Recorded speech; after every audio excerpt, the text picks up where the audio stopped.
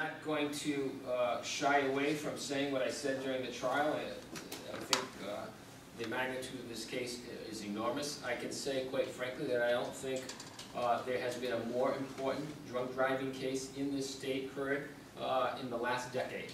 Quite frankly, I think the complexities of the issues that were presented in this case, the testimony that we received, places both parties here on really the precipice of defining what is Rhode Island law in the area of drunk driving.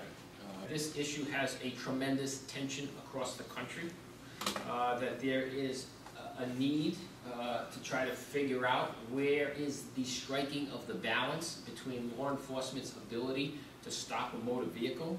Part of that tension that came out of this case and the discussion that's going on in courtrooms all across this country.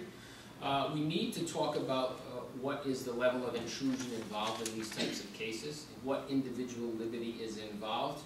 I am satisfied, what I've already put on the record, that I am satisfied by the standard of clear and convincing evidence that this defendant was operating a motor vehicle under the influence. I'm satisfied she refused the test, and that the prima facie case on the 3127-2.1 has been met. I am satisfied by that the standard of clear and convincing evidence. Essentially, I'm finding the defendant guilty of refusing to submit to a chemical test. I am also satisfied on the alcohol charge that she was in possession in the passenger compartment of an open alcoholic container while operating the motor vehicle.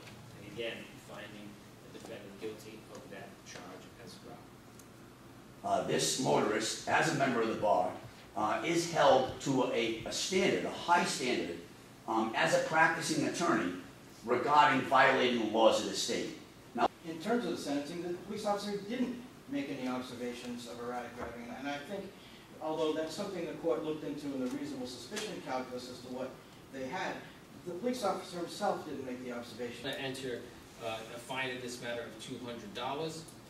This is on the chemical test refusal. On the community service, I am extending the community service in this case to 40 hours. I don't think the minimums are appropriate. Quite frankly, I think Ms. Savage has a role to play in drunk driving cases. I think the increased community service hours is something that's appropriate. She should go out and try to address the issues of driving while intoxicated to community groups, or whoever she thinks is appropriate. I think she has an important role there.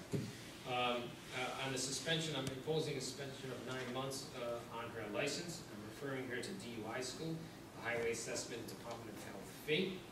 Is there anything else that we need to address by this court? This matter is adjourned. Court is adjourned. Rise, please.